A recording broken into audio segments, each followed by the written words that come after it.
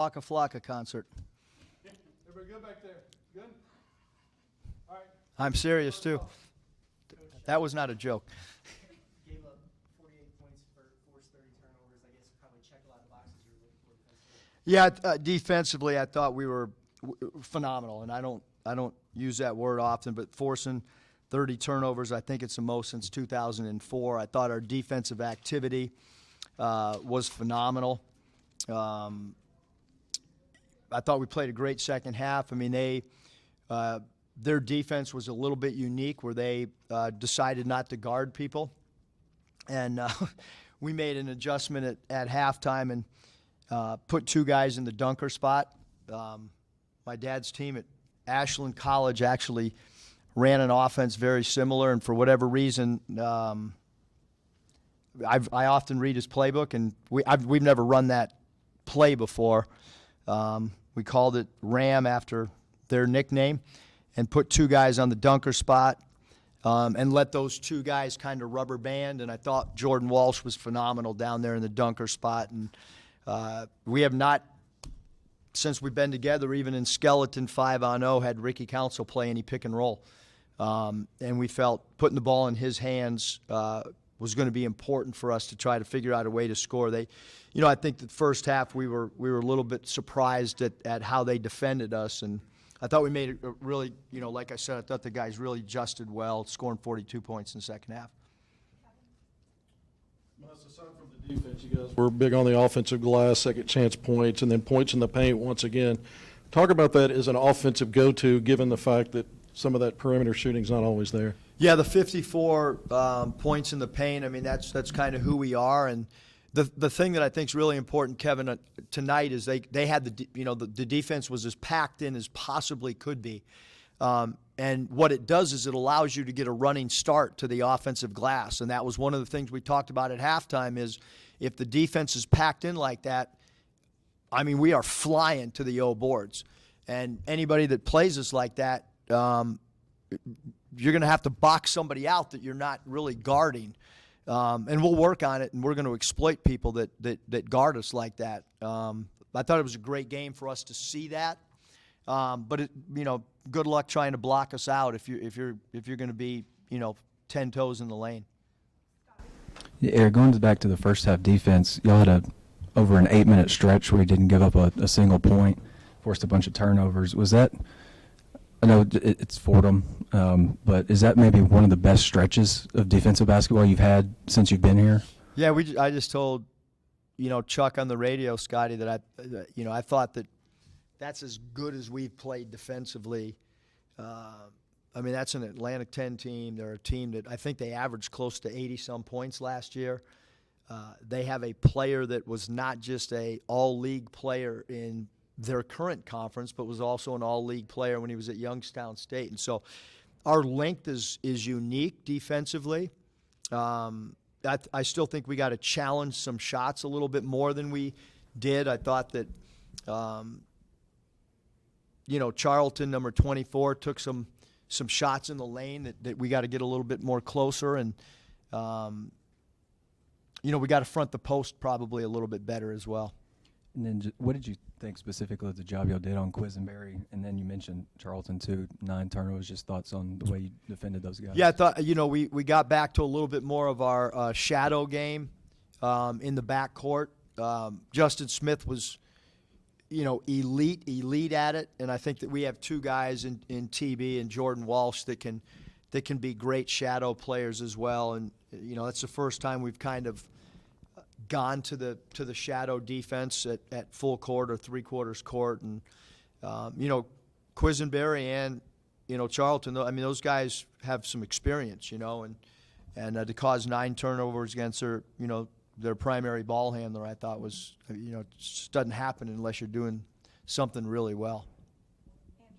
Touched on it a little bit earlier about Ricky handling the ball, running the point for you. Is that something you envisioned for him coming into the season, and could it be something he has to do moving forward, especially with Nick being out? Yeah, we didn't envision it. He didn't do it overseas. He didn't do it at Texas. But again, tonight we had to play. We couldn't keep doing what we were doing.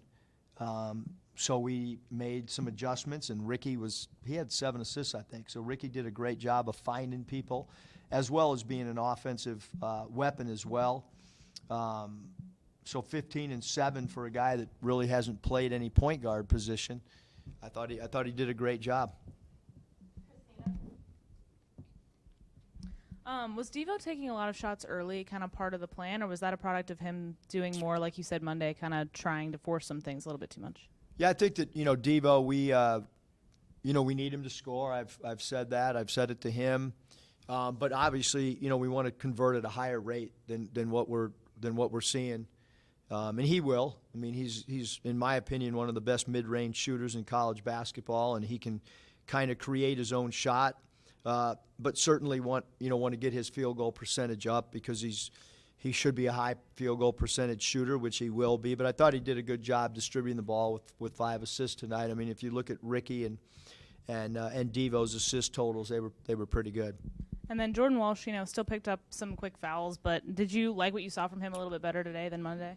Yeah, I mean, we don't want to take away from Jordan's aggressiveness, because he's, I before he got on campus, I kind of said he was a violent defender, because he blows up dribble handoffs, and so now we just need to, for him to focus a little bit on, and he will. I mean, we got so many guys that are going to keep growing as this season progresses, as long as we continue to teach and they continue to listen, and they're willing learners. And I hope that we got better tonight than we were last game, and then with South Dakota State coming in here, we better play better against them than we did tonight against an incredible offensive team with a whole roster full of shooters on Wednesday.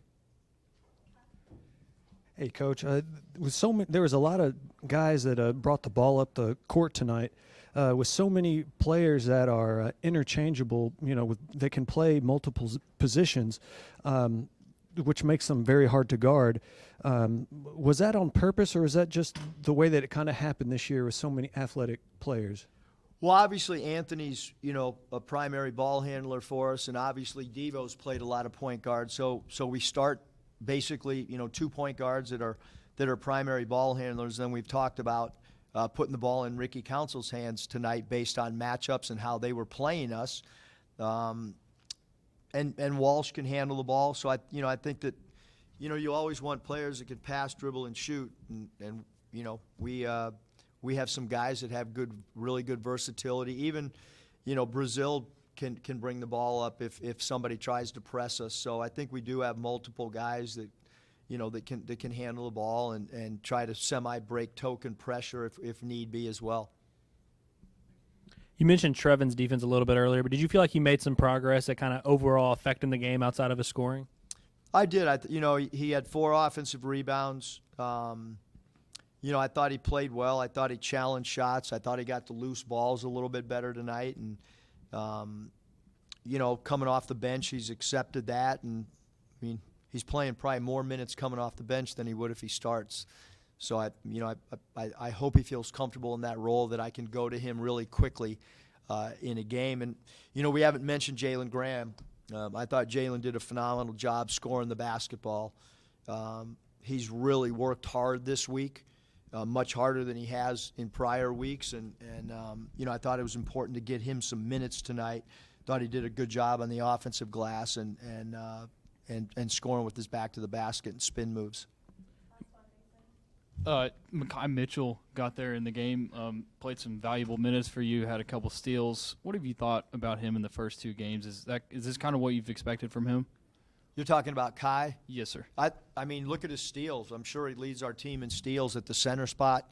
He's got incredible quickness with his feet. He's a great runner of the floor. He's got elite defensive lateral quickness for a guy his size. He's earned the starting spot. He's earned the minutes that he's getting right now. It was not easy. I hardly played him overseas because he had a large learning curve about how our culture works, and he's done. You got to really, really compliment a young man who has changed habits and bought in with 2 feet. Been very, very impressed with what he's done over the since we got back from Europe. Waka flocka.